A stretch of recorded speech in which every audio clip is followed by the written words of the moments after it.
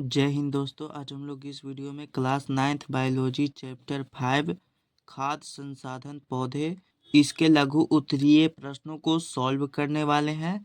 इसके पहले वाले वीडियो में हमने इसके अति लघु उत्तरीय प्रश्नों को हल किया था। यदि आप लोग अभी तक नहीं देखे होंगे तो जाकर देख लेंगे, उसका लिंक डिस्क्रिप्शन बॉक्स में दे दिया गया है। तो चलिए अब हम लोग इसके प्रश्नों की ओर चलते हैं। पहला प्रश्न है, अनाजों के उत्पादन बढ़ाने की क्या आवश्यकता है? इसका उत्तर लिखेंगे कि हमारे देश की अधिकांश जनसंख्या अपने जीवन यापन के लिए कृषि पर ही निर्भर है। कृषि से प्राप्त आय से ही किसान अपनी अन्य आवश्यकताओं की पूर्ति करते हैं।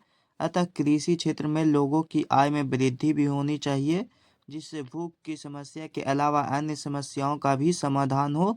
इसी के लिए ही अनाजों के उत्पादन में वृद्धि करने की आवश्यकता है। तो समझिए कि हमारे देश की अधिकांश जनसंख्या यानी कि 50% जनसंख्या जो कृषि कार्य पर ही आधारित है, और वे सभी लोग जीवन यापन के लिए कृषि पर ही निर्भर रहते हैं। और कृषि कार्य से जितना भी उन्हें पैसे प्राप्त होते हैं, उससे वे अपनी आवश्यकताओं की पूर्ति करते हैं। और कृषि क्षेत्र में भी वृद्धि होनी चाहिए, क्योंकि जिससे कि उनके भूख की समस्या खत्म हो जाए और इसके अलावा और भी जितने भी समस्या हैं उन सभी का भी निवारण हो सके। तो इसी के लिए ही अनाजों के उत्पादन बढ़ाने की आवश्यकता है। तो आप लोग समझ गए होंगे और लिख भी लेंगे। अगला प्रश्न है, मौसम के आधार पर फसल कितने प्रकार के होते हैं? इसका उत्तर लिखेंगे कि भारत में मौसम के अनुरूप 3 प्रकार के फसल होते हैं। पहला खरीफ फसल, दूसरा रबी फसल और तीसरा ग्रीष्म फसल। तो खरीफ फसल का लिखेंगे कि ऐसी फसलें जिन्हें हम वर्षा ऋतु में उगाते हैं वे खरीफ फसल कहलाती है, जैसे धान, ज्वार, बाजरा, मकई, कपास इत्यादि। उसके बाद रबी फसल का लिखेंगे कि जो फसलें शीत ऋतु में उगाई जाती है वे फसलें रबी फसलें कहलाती है, जैसे गेहूँ, चना, तीसी, मटर इत्यादि। इसके बाद ग्रीष्म फसल का लिखेंगे कि दलहन की बुआई मार्च से जून के बीच गर्मी के महीनों में की जाती है। जिस क्षेत्र में सिंचाई की अच्छी व्यवस्था रहती है वहाँ धान, मकई, आलू एवं मूंगफली भी ग्रीष्म फसल की तरह लगाए जाते हैं। यानी कि वैसा फसल जो इन दोनों फसलों के बीच में बोया जाता है उन्हीं फसलों को ही ग्रीष्म फसल कहा जाता है। तो आप लोग इसका उत्तर लिख लेंगे। प्रश्न है, समुन्नत किस्मों के एक मुख्य गुण एवं एक मुख्य दोष को लिखें। तो ये रहा गुण, लिखेंगे कि समुन्नत किस्मों से पारंपरिक किस्मों की अपेक्षा बहुत अधिक पैदावार मिलती है, इसीलिए इन किस्मों को उच्च उपज वाली किस्म भी कहते हैं।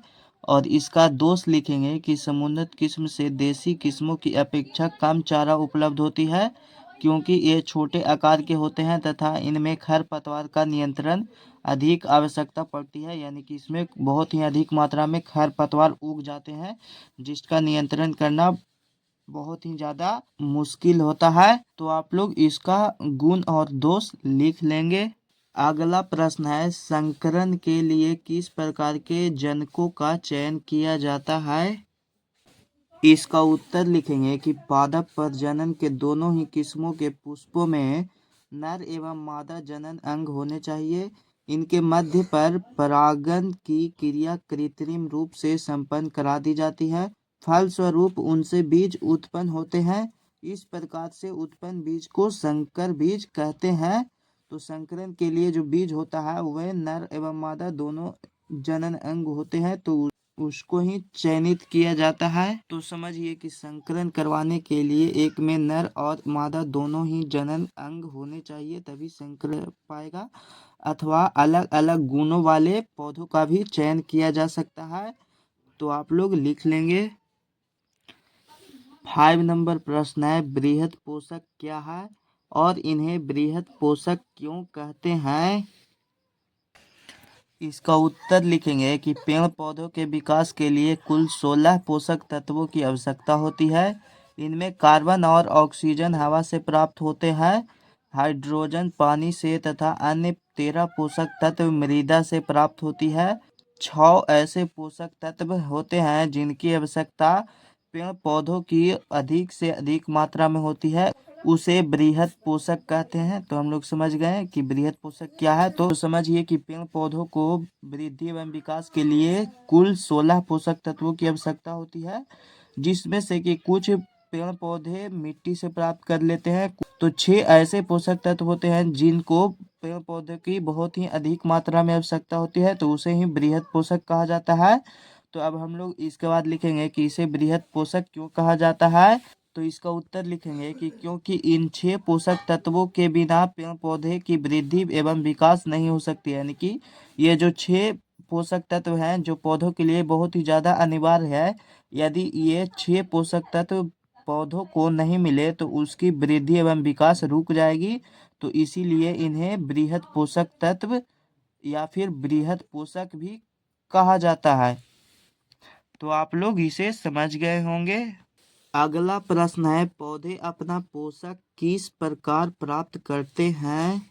इसका उत्तर लिखेंगे कि पेड़ पौधों को कार्बन और ऑक्सीजन हवा से प्राप्त होता है तथा हाइड्रोजन जल से प्राप्त करते हैं तथा कुछ पोषक तत्व पेड़ पौधे जब प्रकाश संश्लेषण की क्रिया करते हैं तब उन्हें प्राप्त होता है। यानी कि पेड़ पौधे को पोषक तत्व प्राप्त होता है, तो जैसे कि कुछ होते हैं जो हवा के माध्यम से हो गए, कुछ जल के माध्यम से, कुछ प्रकाश संश्लेषण की क्रिया के द्वारा मिलते हैं तथा कुछ मिट्टी के द्वारा भी पोषक तत्व उन्हें प्राप्त हो जाता है।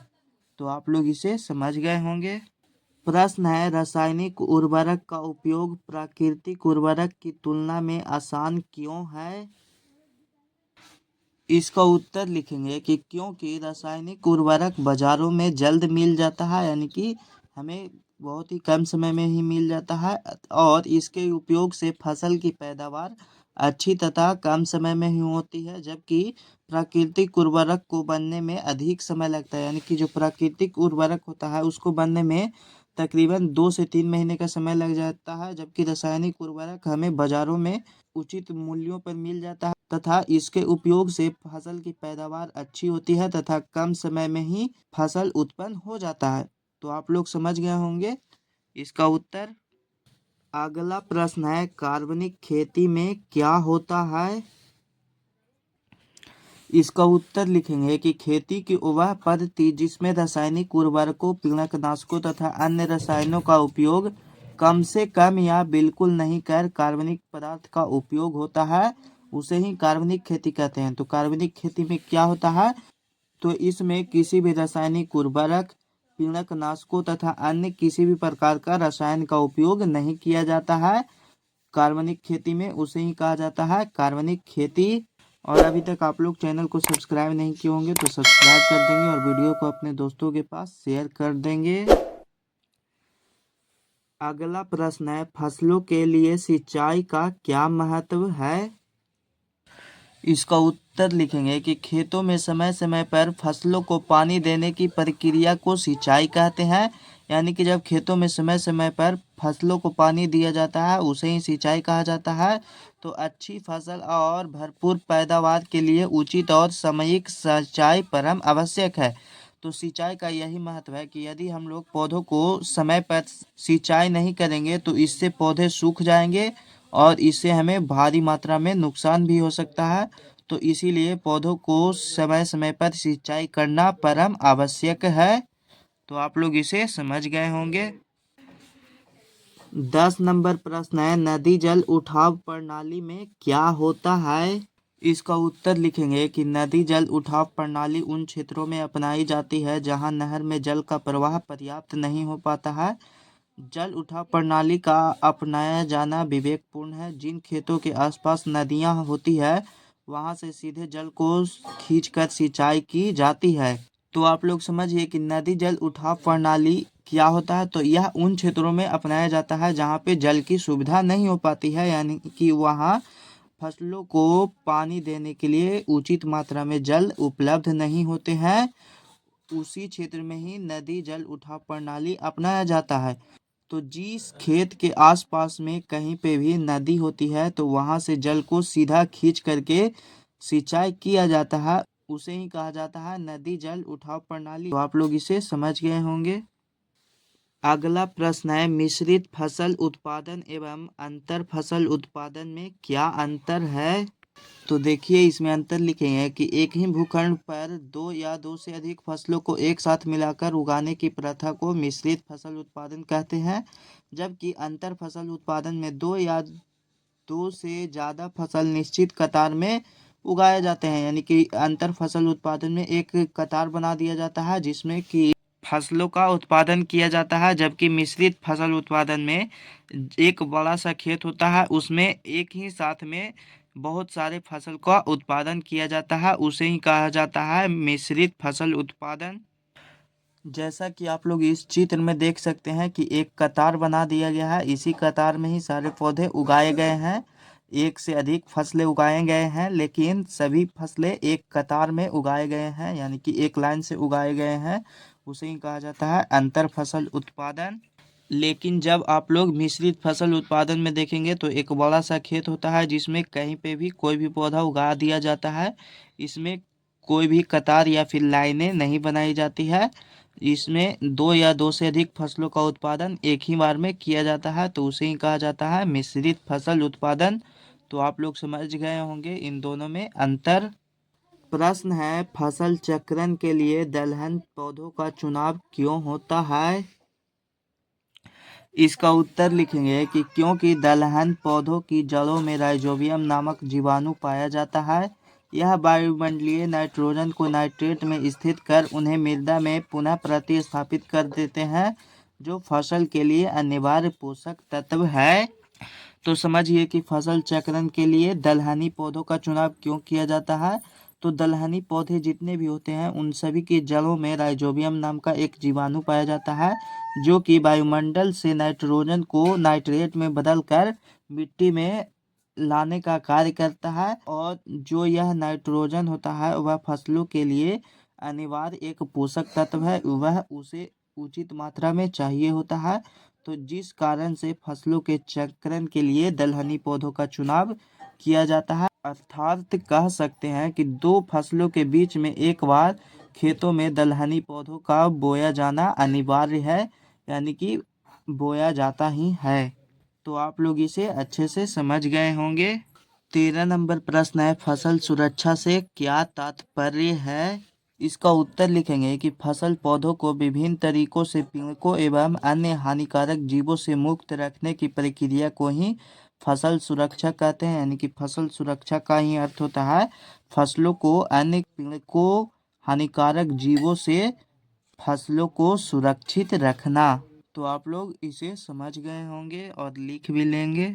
अगला प्रश्न है, खेतों में खरपतवारों को फसलों से मुक्त करना क्यों जरूरी है?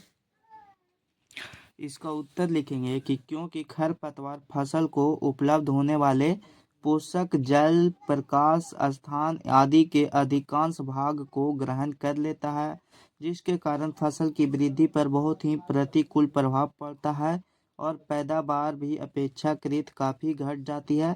अतः अच्छी फसल उपज के लिए प्रारंभिक अवस्था में ही खरपतवारों को खेतों से निकाल देना चाहिए। तो समझिए कि जब हम लोग फसल को बोते हैं तो फसल के साथ ही कुछ अवांछित पौधे उग जाते हैं जिसे कि खरपतवार कहा जाता है। तो उसे साफ करना इसलिए ज़रूरी है क्योंकि फसल को जितने भी पोषक तत्व, जल, प्रकाश, स्थान इत्यादि की आवश्यकता होती है, तो वे सभी उसमें से ही अवांछित पौधे यानी कि जो खरपतवार होते हैं वही ग्रहण कर लेते हैं, जिससे कि फसलों को उस समुचित मात्रा में वे सभी पोषक तत्व प्रकाश संश्लेषण की क्रिया में, जैसे कि सूर्य का प्रकाश, स्थान इत्यादि नहीं मिल पाता है, जिससे कि पौधों की वृद्धि पर प्रभाव पड़ता है और पौधों की वृद्धि घट जाती है, यानी कि पौधे वृद्धि करना बंद कर देते हैं, जिस कारण से फसल का उत्पादन भी काफ़ी मात्रा में घट जाता है। तो इसीलिए खेतों से खरपतवारों को फसल से मुक्त करना आवश्यक है, यानी कि जरूरी है। तो आप लोग इसे समझ गए होंगे। अब इसका अगला प्रश्न है कि पीड़कनाशी क्या है, खेतों में इसका उपयोग क्यों करते हैं? इसका उत्तर लिखेंगे कि खेतों में फसलों को रोगों से सुरक्षा के लिए विशेष रसायन का खेतों में छिड़काव किया जाता है। इस विशेष रसायनों को पीड़कनाशी कहते हैं। इसके इस्तेमाल से फसलों को नष्ट करने वाले सभी कीट जीवाणु कवक भाग जाते हैं और फसल नष्ट होने से बच जाता है। तो समझिए कि खेतों में जब फसलों को बोया जाता है तो उन फसलों को नष्ट करने के लिए कुछ कीट पतंग इत्यादि आ जाते हैं, तो उन्हें खत्म करने के लिए खेतों में एक विशेष प्रकार का रसायनों का छिड़काव किया जाता है। उसे ही कहा जाता है पीड़कनाशी।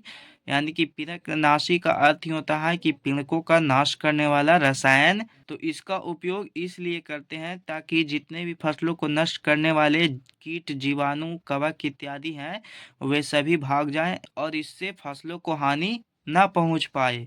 तो आप लोग समझ गए इसका उत्तर। अब इसका लास्ट 15 नंबर प्रश्न है, नमी और तापमान खाद्यान्नों को प्रभावित कैसे करते हैं। इसका उत्तर लिखेंगे कि खाद्यान्नों में नमी की मात्रा अधिक से अधिक 14% होनी चाहिए। अगर खाद्यान्नों में नमी की मात्रा अधिक रह गई तो सूक्ष्म जीवों, कवकों आदि की वृद्धि और क्रियाशीलता की गति बढ़ जाती है, जो हानिकारक है। इससे अनाजों के वजन और अंकुरण क्षमता को कमी आती है। उत्पादन की कीमत एवं गुणवत्ता का भी ह्रास होता है। तो यानी कि खाद्यान्नों में जब अनाजों को रखा जाता है तो नमी की मात्रा कम से कम 14% होनी चाहिए।